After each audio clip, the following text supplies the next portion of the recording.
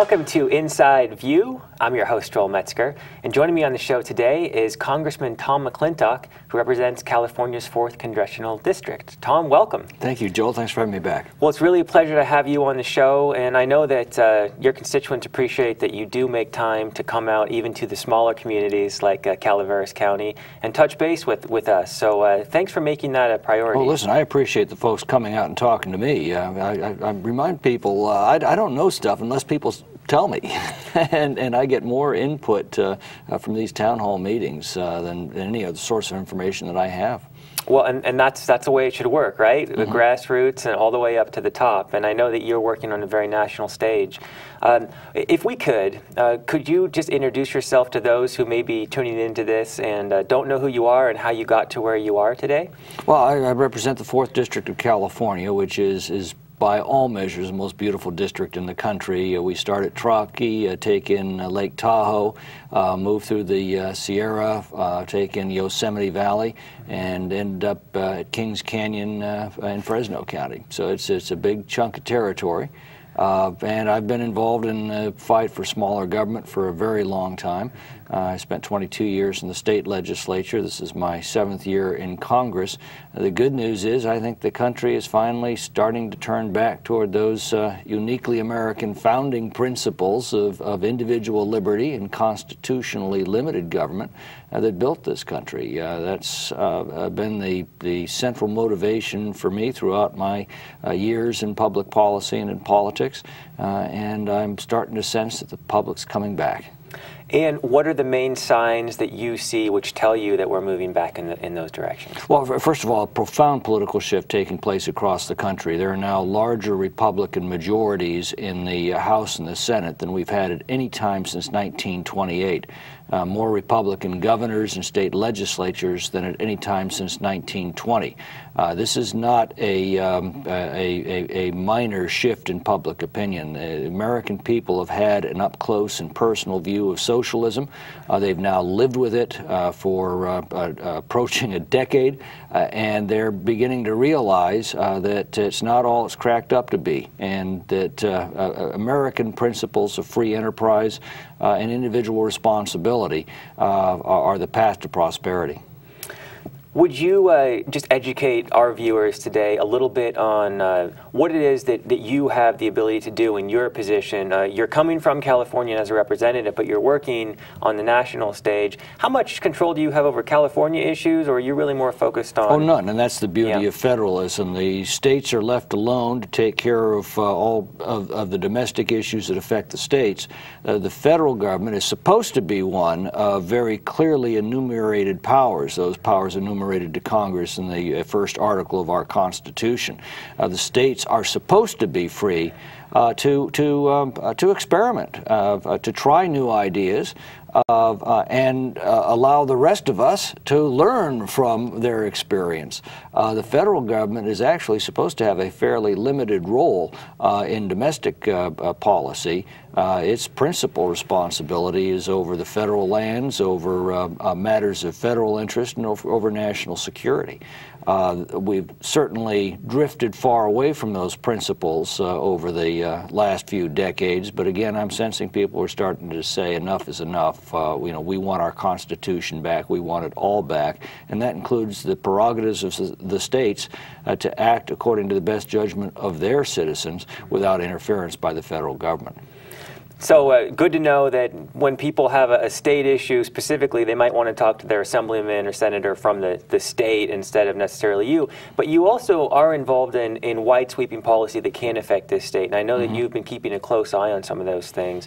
And that's maybe why you come back so often to make sure you're in tune with what's going on in your district. Why is it so important to you to spend so much time traveling up and down, being at town hall meetings, being on small TV stations like this? Well, as I said, the input I get from people is absolutely invaluable. I can't do my job unless I know, what is happening here where it matters.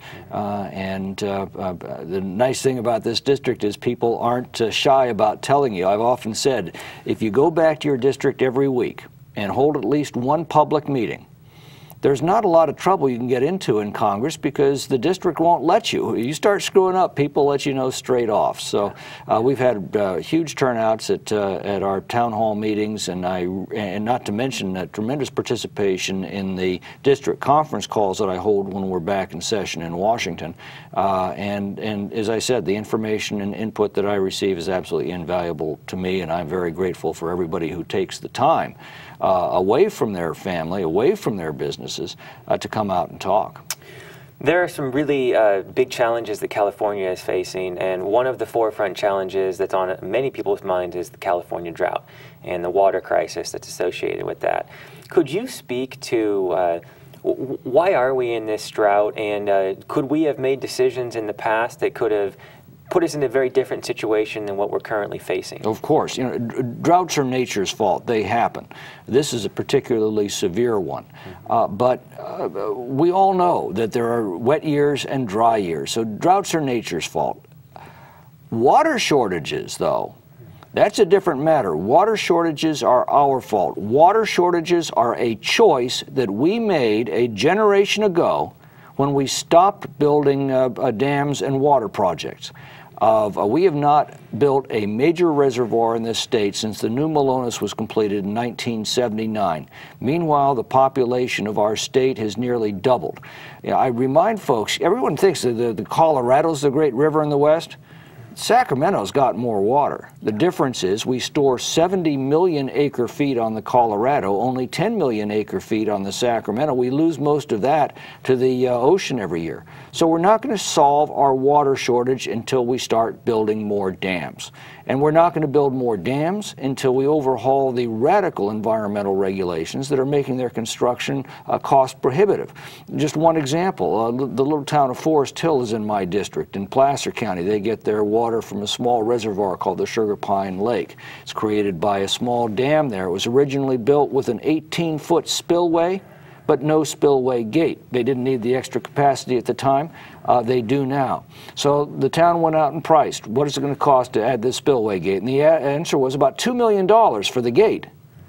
But on top of that $2 million, they're going to have to add at least another $1 million for environmental studies, and then at least another $2 million for environmental mitigation.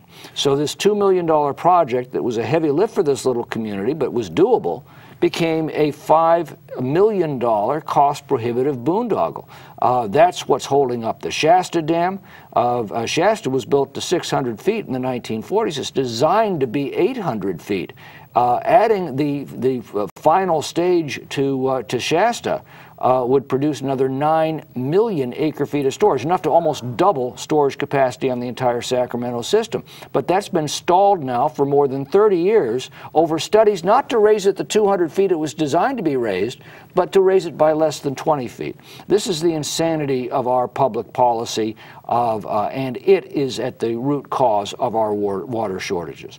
The good news is we have plenty of water in this region. It's unevenly distributed over time and distance, which means that we build dams to transfer water from wet years into dry years. We build aqueducts to move water from wet regions to dry regions. But we haven't been doing that in an entire generation, and we're now living with chronic water shortages. Once again, that is our fault. And our population has done what over the time since we last, almost doubled, hasn't it? Yes, yes. And by the way, you look at the Burns-Porter Act, which was the act in the beginning of the 1960s that created the State Water Project. Over a dozen dams, I believe it was about 7 million acre feet of water storage, 3,000 megawatts of hydroelectricity generating power, and the California Aqueduct was all built with the Burns-Porter Act, which was about $2 billion at the time, so you do the inflation adjustments, about $12 to $14 billion today bought all of that. We have approved far more than that in bond measures over the past decade for water. And I think we're entitled to ask, where's our state water project? Where are our generation's big dams? The fact is those funds were squandered for purposes other than building dams, and so we're left with the enormous bill, but without any of the facilities to provide for the next generation. This, again, is a matter of choice. This is political will. We elected people who made these decisions, and we tolerated them making those decisions. That's on us as voters. The question then would be, how do we change this? How could we get to a point where, if more storage is deemed necessary, that we could actually put some of that into place? Well, the House has already acted on that. In fact, it's already acted in the last 3 congressional sessions. So we've been producing legislation out of the House to do precisely that for the last 6 years. The most recent version was by Congressman David Valadeo, whose district is not far from here. It would streamline the permitting process. It would begin to add common sense back to the environmental regulations that have made the construction of these dams impossible. It would free up new funds in order to build a new generation of dams. That bill has passed the House once again and is sitting over in the Senate right now. Other than raising existing dams, are there good locations still in the state that haven't been dammed that you think? Oh, yes. Well, I mean, you can start with the Auburn Dam, which was actually half constructed. We already built the big footings for the dam, which is the biggest part of dam construction. In fact, as a matter of fact, I just flew over that site yesterday for the first time, flying over it. Since I had seen it in 1983. Hasn't changed, and it just breaks your heart. All of the really difficult work on the dam was completed. That means, you know, carving these footings, carving the diversion tunnels out of solid rock, that was all done in the 1970s. Then we had the small is beautiful era of Jerry Brown, and he canceled a lot of these projects. Auburn Dam was abandoned in mid-construction. Had it been completed, that would have been enough for 2.5 million acre-feet of additional water storage, 800 megawatts of the cleanest, cheapest hydroelectricity on the planet. That's enough for a human population of about 1 million people. Not to mention 400-year flood protection for the Sacramento Delta and a major new recreational resource for the region. So we don't even have to look at new dams if we would just complete the dams we've already started. But in terms of new dams, we've got very promising projects for the Sites Reservoir, Temperance Flat, but that's going to require a change in the environmental regulations to make these projects actually pencil out. Some folks in California say, we don't need new water storage, we need to make better use of the water that we have, and so a lot of the direction goes in water conservation or better use of the resource. What are your thoughts on that approach versus more storage approach? Well, conservation is an important management tool in a drought to stretch dwindling supplies.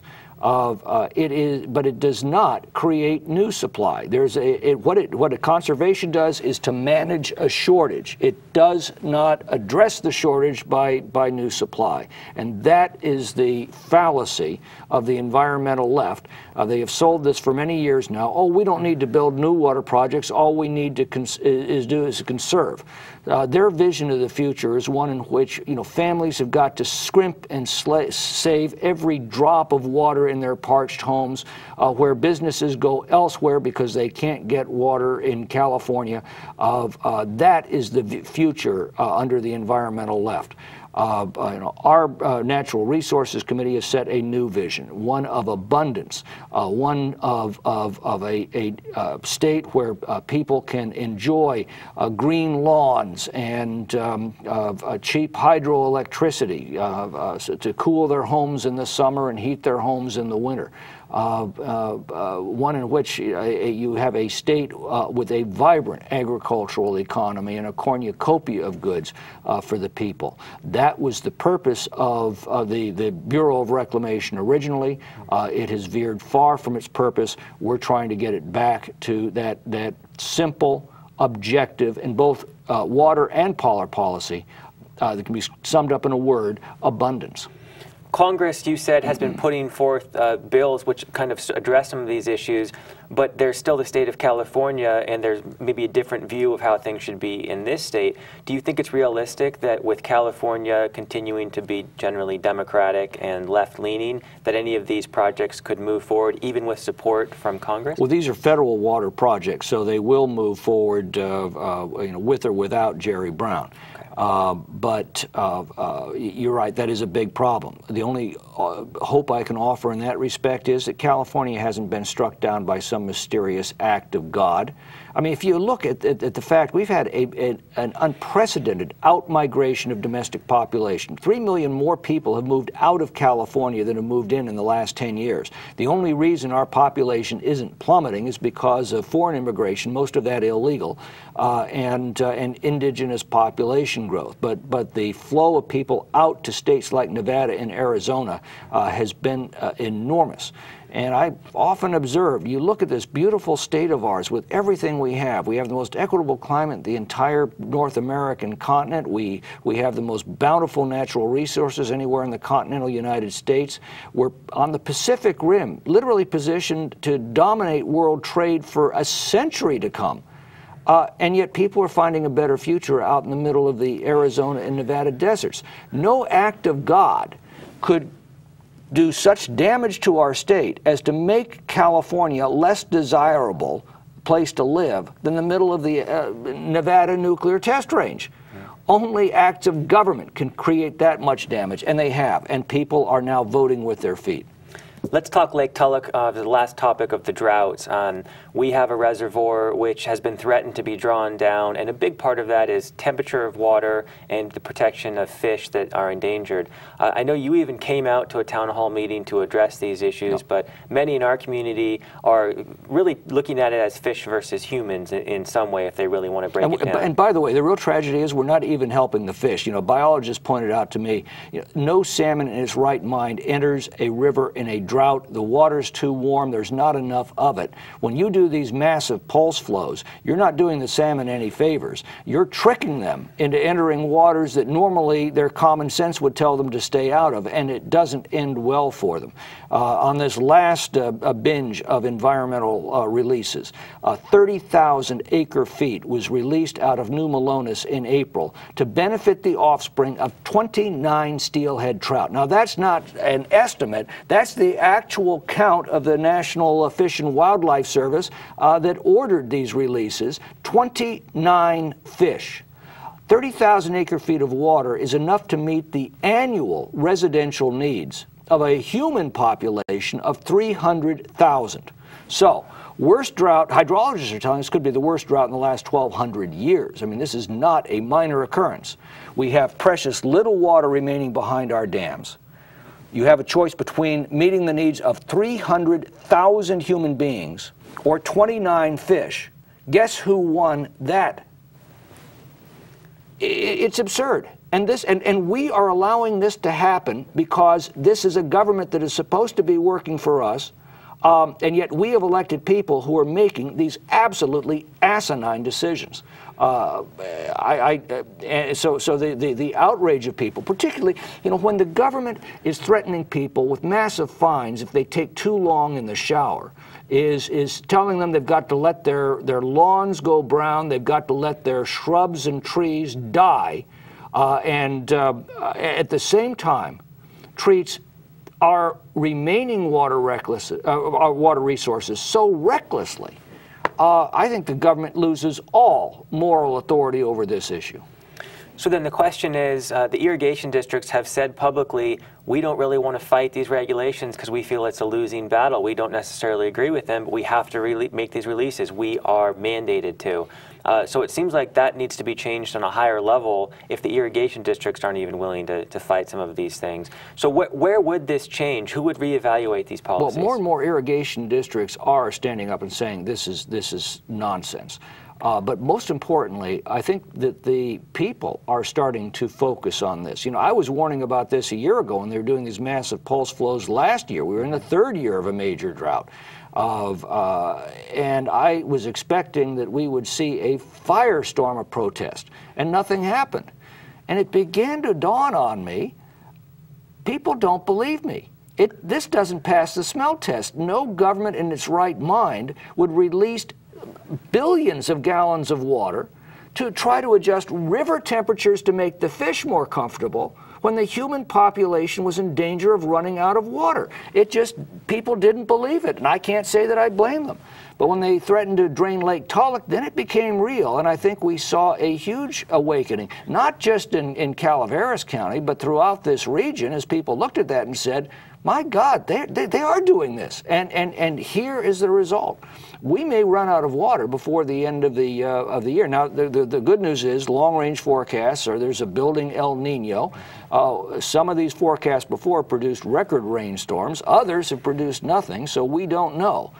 So we all pray for rain, but I've often said a water policy built on prayer is not much of a policy. And if the El Nino doesn't produce a snowpack and come far enough north to get the rain into the Sacramento River Basin and others, it may not be as useful as what we... And if that happens, we will run, or if we don't have a significant El Nino, we will run out of water. And I think at that point of the reaction by the public against the public officials and the policymakers who made these decisions is going to be awesome. The good news is from that we will get, I think, profound political change. It's just a shame that it would take a community running out of water or many communities running out of water to finally affect that change. It seems like trying to take care of these issues in advance would have suited our needs even better. Yeah. Another impact of drought is wildfire. We're seeing a lot of the West burning right now. Hundreds of millions of dollars being spent on reactive procedures to keep homes safe and get these fires out. I know you spoke recently, and this has been an issue near and dear to your heart. What do people need to know about these wildfires, and looking forward, what can we do to minimize this? Well, the drought has certainly been an amplifier for them, but we were having this problem long before the drought. We've had since 1980 an 80% decline in board feet harvested out of the federal lands. During the same period, we've had a concomitant increase in acreage destroyed by forest fire. It was summed up to me long ago by a forester who said, all that excess timber comes out of the forest one way or another. It's either carried out or it's burned out, but it comes out. We used to carry it out. We used to manage the forests properly. We would keep them thinned so that the trees had the room and the resources to grow strong and vibrant. They would resist disease and pestilence and most of all, forest fire. We consigned our federal forests to a policy that I can only describe as benign neglect, with the promise, by the way, that this was going to improve our forest health. Since then, our forests have become dangerously and now catastrophically overgrown. Trees that used to have plenty of room to grow are now fighting for their lives against other trees trying to occupy the same ground. In that stressed condition, they can't resist disease, they can't resist pestilence. We have areas of the national forest now that already have a 20% mortality. Those are dead trees just waiting to burn, and sure enough, a lightning strike or an errant campfire, and instead of losing a few acres, we lose many square miles. 150 square miles lost to the King Fire last year, 400 square miles lost to the Rim Fire 2 years ago. We have the Rough Fire burning now in the southern part of the district. That's already exceeded 80 square miles. So the management practice has clearly led to a very dangerous situation, especially with the drought, which is exacerbating that. Is there any way that you could see moving forward to actually change the state of the forest so it would be more resilient? Yes, and once again, the House has already acted. The Resilient Federal Forest Act of 2015 passed the House just last month. It restores sound forest management practices. It begins to, again, streamline the environmental regulations that have completely hamstrung us. It provides categorical exclusions for forest thinning projects and for salvage projects. As you know, under the current laws, we can't even salvage land off, or dead trees that have already been killed off the public lands. You know, I had a real eye-opener. I mentioned yesterday I was out touring the King Fire area that included the site of the Auburn Dam. I was mainly there to look at the King Fire, which was last year. The federal lands that were destroyed by that fire are sitting there completely neglected and ignored. The private lands destroyed by the same fire have already been completely salvaged. You can see activity all over those sites. They're in the process now of replanting. Within a couple of years, those private lands are going to be growing, thriving young forests, and the public lands are going to be scrub brush and dead trees that will start toppling on top of that scrub brush in the next few years as a perfect fire stack for a second-generation fire. We're told, oh, well, NEPA, you can't touch NEPA, the National Environmental Protection Act, because it protects the environment. And my response to that is, we have now had NEPA as law for 45 years. The radical environmentalists have had complete control over our environmental policy since 1970. That was 45 years ago. And I think we're now entitled to ask, after 45 years of these policies, are our forests better off for them? And the universal response from every expert we've consulted and hours of testimony that we've taken to the Federal Land Subcommittee is, not only are our forests not better off than they were under NEPA, they are immeasurably worse off because of NEPA. We have a policy in place that has caused enormous economic damage, particularly to regions like this, but is also, under the promise of improving the environment, but in reality has also done enormous damage to the environment. We are losing entire tracts of forest now to fire and to disease and pestilence, specifically because they have placed these forests virtually off limits to any kind of scientific management. Once again, we are dealing with a public policy issue where there aren't any nuances anymore. This is about as clear-cut as it can get. And the only question is, how much longer are the people of this state and the people of this country going to tolerate it? And the reaction I'm getting is not much longer at all. So when might we actually see this change start to take effect in our area? Well, once again, the Senate has to pass it, and the Senate takes a long time to pass legislation. You know, there's one archaic law there, or rule in the Senate, that requires 6 Democratic senators to cross party lines to join with the Republicans just to take up a measure, just to consider a measure. And as long as Harry Reid holds those Democratic senators in thrall, that is a very, very tough order. And then, of course, we have an administration that's vowed to veto this legislation.